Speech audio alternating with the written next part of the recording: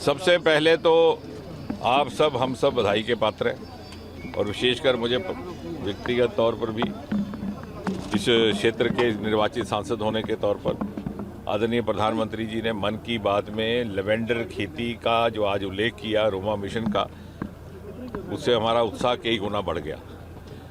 और प्रधानमंत्री जी ने ठीक कहा कि जब हमने ये अभियान प्रारंभ किया था भद्रवा में, तो बहुत से लोगों को इसकी जानकारी नहीं थी और हमारे ही एक कार्यकर्ता परिवार का एक मक्की का खेत था, वो भी पूरी तरह से आश्वस्त नहीं थे कि उसका क्या अंजाम होगा, लेकिन उनका पास जो बच गया था तो आधा हेक्टर ज़मीन, उसके ऊपर हमने ये प्रयोग किया। और जब वहाँ से आमदन आनी शुरू हुई तो उस परिवार ने कहा कि आप सारे के सारे खेत में इसी की उपज कीजिए। और आज स्थिति ये है कि लगभग 25,000 लोग इसमें जुड़ गए हैं। युवाओं के लिए एक नया आयाम, सरकारी नौकरी से कई गुना अधिक आमदन का एक साधन भी है।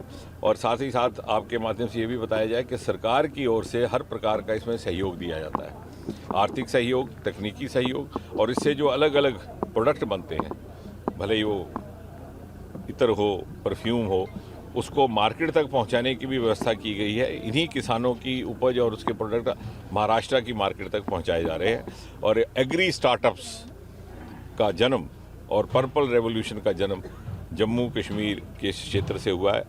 इस लोकसभा कॉन्स्टिट्यूएंसी के एक बड़े ही सुंदर संभाग भद्रवा से, इसके लिए हमें गर्व भी है और मुझे विश्वास है कि आने वाले लोगों में इसकी जो प्रधानमंत्री जी का आज संबोधन था उसके द्वारा एक जागरूकता का भी काम होगा। इसके अतिरिक्त सीमावर्ती क्षेत्र में आज हम खड़े हैं, यहाँ से मात्र 4 किलोमीटर दूर अंतर्राष्ट्रीय सीमा है, दूसरी तरफ पाकिस्तान है। प्रधानमंत्री जी के होते पिछले 8-9 वर्षों में न केवल अनेकों नए काम हुए, बल्कि जो पिछली कोताहियाँ रह गई थी उसकी भरपाई हुई। उदाहरण के तौर पर एक बहुत बड़ा डिस्क्रिमिनेशन भेदभाव था, LOC पर 4% आरक्षण दिया जाता था, लेकिन यहाँ नहीं दिया जाता था क्योंकि जो तत्कालीन नेता थे और तत्कालीन जो शासक थे उन्हें लगता था कि यहाँ उनका वोट बैंक उस तरह का नहीं है, लेकिन उसकी भरपाई की गई। यहाँ पर भी उसी की तर्ज पर 4% आरक्षण दिया गया।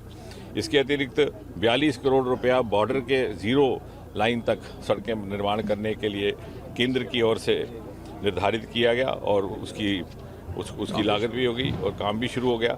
बंकर्स की हमारी एक मांग रहा करती थी पिछले 20 वर्षों से, अब फैमिली बंकर यहाँ पर निर्माणाधीन है और निर्माणित हो चुके हैं बल्कि। इसके अतिरिक्त जो भी थोड़ी बहुत सड़कों का काम बच गया वो भी निर्माणाधीन है।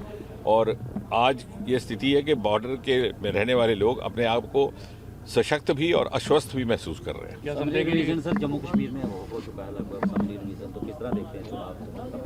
नहीं, भारतीय जनता पार्टी तो ऐसी पार्टी है कि वो हर समय चुनाव के लिए तैयार है। बाकी चुनाव कब होगा वो तो चुनाव समिति उसका निर्णय लेती है। कांग्रेस पार्टी राहुल गांधी के डिस्क्वालिफिकेशन का बड़े सत्याग्रह कर रही है और कह रही है कि ये अडानी के साथ इसको जोड़ा जा रहा है। देखिए, ऐसा है कि किसी आज तर्क आधारित युग है।